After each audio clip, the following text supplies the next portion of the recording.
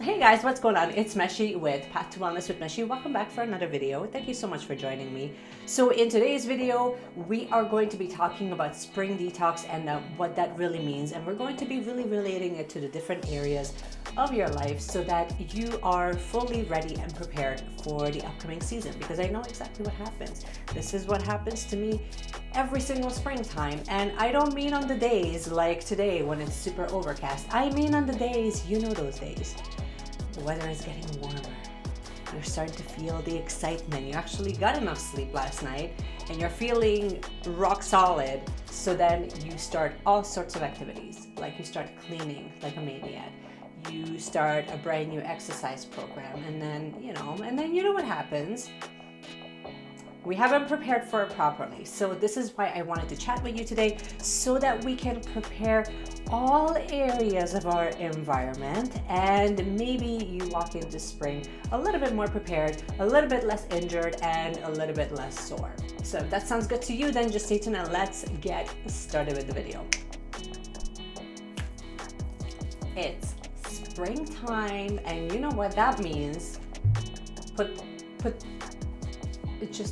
the Pinterest down and let's stop looking at little bob haircuts. And we have work to do, ladies. We really do. So this is why we're going to be talking about spring detox and spring cleaning, so that you're ready. You're ready energetically, physically, mentally for spring. We're going to be discussing how to truly reset and get ready for the upcoming season, spring. Now that we officially mark spring equinox, now spring is beginning, which means that we need to get ready for it. So spring is coming. You already know this. You're looking outside and you have one of two options. It's either going to be super overcast and it looks like the sky is about to fall at any moment, or option two is that super sunny, it's warm out, you feel it, you want to go outside and just soak it in and really enjoy every element of that springtime. However, you kind of don't know where to start. The options are limitless. We all know that. So why don't we use my outline and actually go through this together? So first things first, basically to me, when we're talking about spring and detox and cleanse, to me that really just represents a reset. And really, ultimately, when you're looking at the essence of what spring truly represents, it really represents a reset, a reset button on what has taken place in the winter time. And then now it's time for fresh beginnings. And if you have plants, you already know, and you feel me on this, because they are just sort of like, hey guys, let's start growing. Exactly, let's start growing. So basically to me, it represents a cleanse, a renewal, a restore, and a rejuvenate. So this is sort of how those are going to be our guides to really apply to spring cleanse detox. And I'm not really talking about spring cleaning. Spring cleaning usually means that you do like a deep wash of your entire house. Not really what I'm talking about here. I really wanted to address your physical body. I really wanted to address your environment, your mental state. And basically we're going to be looking at your environment, your physical health, your mental health, and your spiritual self. So I'm going to give you some basic guidelines, and in the next coming videos that are going to be coming up within this series, we will address each of those, and I will kind of walk you through for where it's relevant. I will walk you through what has worked for me, and then maybe you can apply it to your life, and I don't know, maybe you'll find it helpful. So let's talk about first the environment. The environment is obviously the most obvious one. So when we're talking about the environment, I don't just mean your rooms. I don't mean like washing your baseboards. While I think that those are absolutely crucial and important, that you kind of do a reset, I really wanted to more address the environment, as in cleanse the environment and take a look at your physical environment, but also take a look at your digital environment. Do you find that your inbox is getting out of control? Do you find that you're not getting back to people? Is it getting kind of cluttered? this would be the time. This would be a perfect time.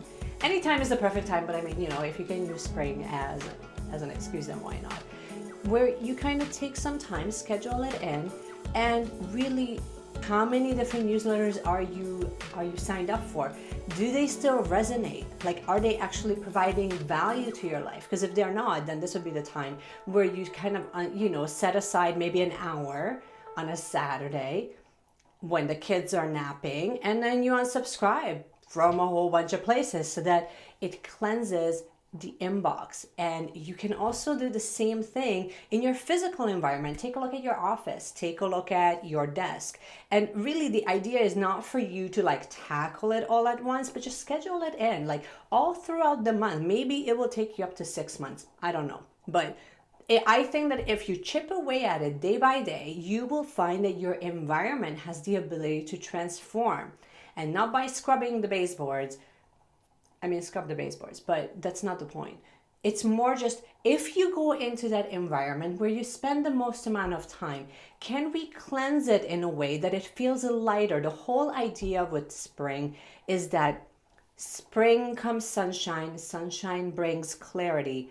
And long story short, take a look and see if we can tidy certain areas, see if we can let go of certain areas. Maybe this will be the time where you start purging a little bit more. I know I will, because I want to create lots and lots of space. And to me, every single time I'm looking at spring, it's always like just this fresh renewal state. So how much toxins are you allowing in, and how can we sort of cleanse that? You can also take a look at how you're managing your physical environment. Like, take a look at your kitchen. Take a look at, how much waste you're consuming and your waste you're creating. And take a look at your foods. And we're going to be talking a little bit more in detail about foods and how you can kind of make a switch a little bit so that it takes a lighter load off your body. But for now, it's just, I want you to just at least examine it, judgment free. So the idea here is not for you to judge the choices that you've made, because keep in mind that your behavior pattern is going to be totally different in the winter than it will be in the springtime. So right now, this is more just examine it, reflect. Does it still work for me? It doesn't? Okay, how about we pivot? We don't need to completely discard everything that we've been doing. Just, can we pivot a little bit? Can we make a slight left turn in a gentle way? Okay, let's talk about, still within the whole environment theme. You will also notice this like with nurseries, that they're like booming because all the plants are growing. If you have plants, you already feel me on this. If you are brand new to plants, welcome, because I'm just as new as you are. But I find that I end up gravitating towards more plants, and really I want them basically everywhere. And for a good reason. They end up cleansing your environment. They end up cleansing, like, they detox so much chemical and garbage from the air. So if you can, maybe springtime will be the time when you get acquainted with some plants and get to know them, and you start bringing them into your environment, and then kind of learn like what each of them likes and then how to take care of them. And honestly, they pay back in dividends and then some. So you will probably notice that this would be a really good time to kind of get acquainted with some plants, because they end up changing the entire look of the room, and they end up changing the entire environment. Like, as you can tell in my background, like the plants constantly changing. I don't think they will change anymore, because if you look at like that guy, the one that's in the corner, the Monstera, she's not going anywhere. We're besties right now. Moving on, let's talk about, so now we've covered physical environment. Let's talk about your physical body. What's going on with your physical body? I know you're eager, especially if you're like most people, when you're like, it's winter and it's cold, I'm not working out. And you feel drawn and inspired to go and start a brand new physical activity, a brand new routine. This would be a perfect time to do it. My recommendation would be to obviously start gentle. Please start gentle, because this is usually the time that as a therapist, as a massage therapist, I see so many of you injure yourself. And it's not because you slip and fall on ice.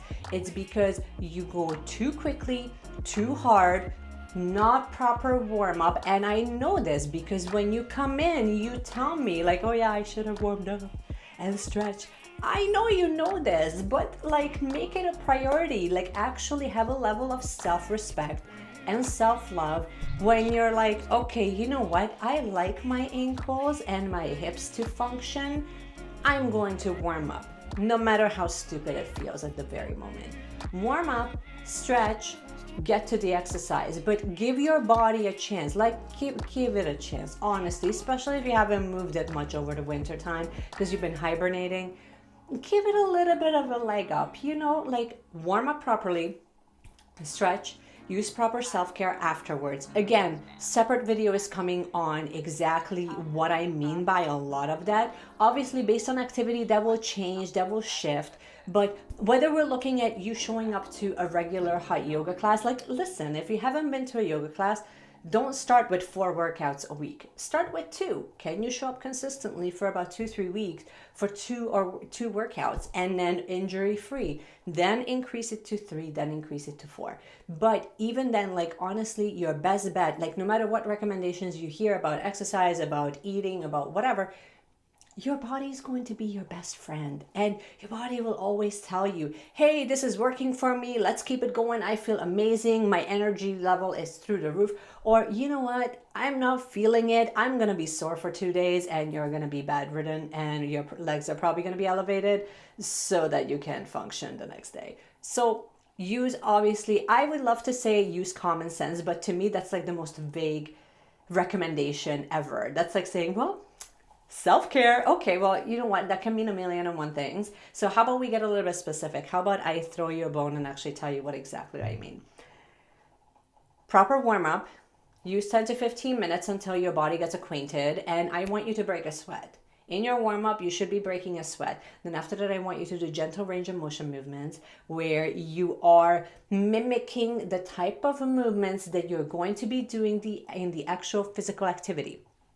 So, to put this into context, I don't want you to do lunges and squats like you can, but I don't want you to warm up your legs when you're going to be working upper body. I want you to warm up your upper body when you're going to be working your upper body, which makes sense, right? Can you still like work on your legs and warm up with like leg exercises? You can. I would look at like whole body exercises personally, but I think you kind of get my point. If you have been exercising regularly, then kudos to you. Again, virtual high five.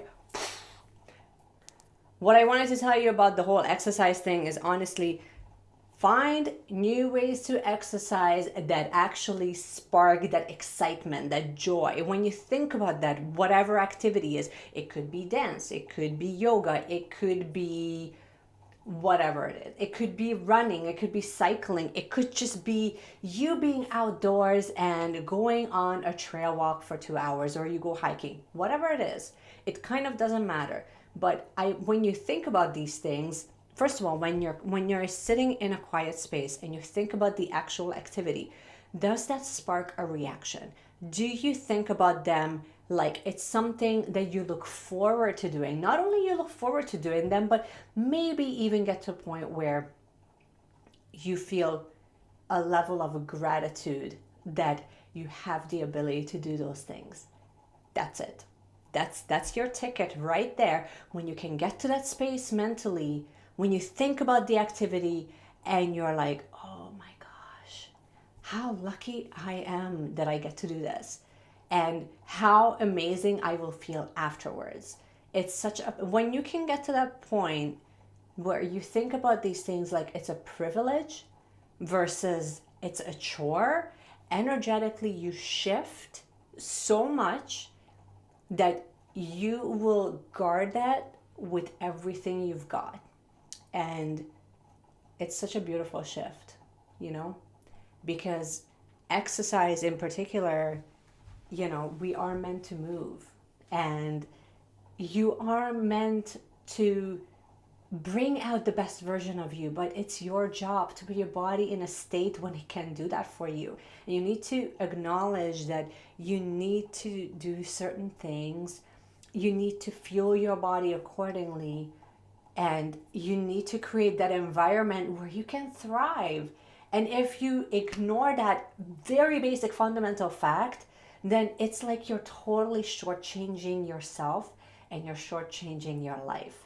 So while we're talking about spring detox, I will show you how to take care of your skin. I will show you how to take care of your environment. But if you're not getting the basic fundamentals down, then I really, really feel like you're sort of holding yourself back from your best potential life and health that you can get to. So make sure that you have proper warm up. Make sure that you schedule these workouts in because they're so important. And pick something that you actually like. And hydrate. Obviously, again, we talked about this many, many times, but I want you to think about hydration as at what it will allow you to do rather than something that you have to do.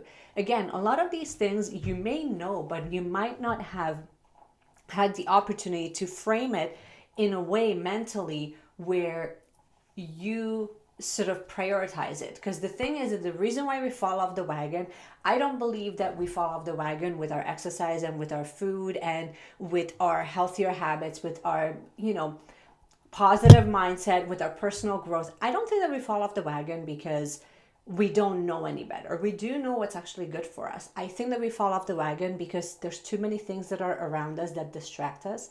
And I think that becomes a thing where we sort of conduct our lives from a reactive place versus an extremely proactive place. So if you can create the environment where you're making it completely idiot proof and you proactively plan for these things, then they will absolutely happen and you will probably feel a lot better. Make sure that you have a really good aftercare program. Again, we're going to go into a little bit more in detail in my next video when we're going to specifically address workouts and my tips for workouts that I think will improve your overall performance by tenfold. But for now, just know that you want to have a good, strong aftercare game. Get treated, which also goes into the aftercare. It goes before and after care. Make sure that your healthcare practitioners are there fully supporting you. Again, we talked about this. That's why they're there. If you communicate with them appropriately, then they will be able to support you the best way that they can. And moving on to the last category, not even the last category. Okay, well, this is going to be a long video. Get buckled up, guys. Food. So we're talking about food, and you will see 1,000,001 detox programs, 1,000,001 cleansing programs, whether you do that with teas, with creams, with juicing, whatever the case may be. I think that sometimes we do need a juice cleanse. I have done one. I think that it's unrealistic for everybody to be expected to cut out 5 to 6 different categories of food or food-like items personally. So I think that while I think it's important for you to do a juice cleanse or a detox of some sort, I think that you want to go in phases. So what I mean by that is you look at the different types of foods that you're consuming right now, and I think that it's a lot gentler for you to get started with doing intermittent fasting first, increasing your hydration first, because you will notice the difference with those two things right away. Before I get to a point of for a full week, cut out meat or cut out gluten, cut out dairy, cut out sugar, cut out alcohol, cut out caffeine. Should all of those things be reduced in consumption? Absolutely. I think that you should look at all of the things that you are sensitive to, and I think that you should reduce the consumption of it or you should cut it out. However, should you cut out everything? I think that it's a little bit abrasive and it's a little bit unrealistic, especially without proper guidance from a healthcare professional, for you to jump in and then kind of see what happens just because you saw a cool cleansing program. That's personally what I think. I think that cleanses and detox programs can be really beneficial. Juice cleanses in particular have worked well for me. Do I need them every single spring? No, it depends on what my plans are. It depends on my activity level, and it depends on what I have planned, if that makes sense. If I'm going to be doing rigorous workouts, there's no way that I'm going to be going on a juice cleanse. I'm going to be really gentle with my body, and I'm going to be hydrating it, and I'm going to be fueling it accordingly so that I get the proper fuel for the activities that I'm going to be doing. So hopefully that makes sense to you. I think that I'm going to be combining the food and the workout into one video where we can kind of address that a little bit more in detail. Let me know in the comments if you are interested in seeing that, because it is coming.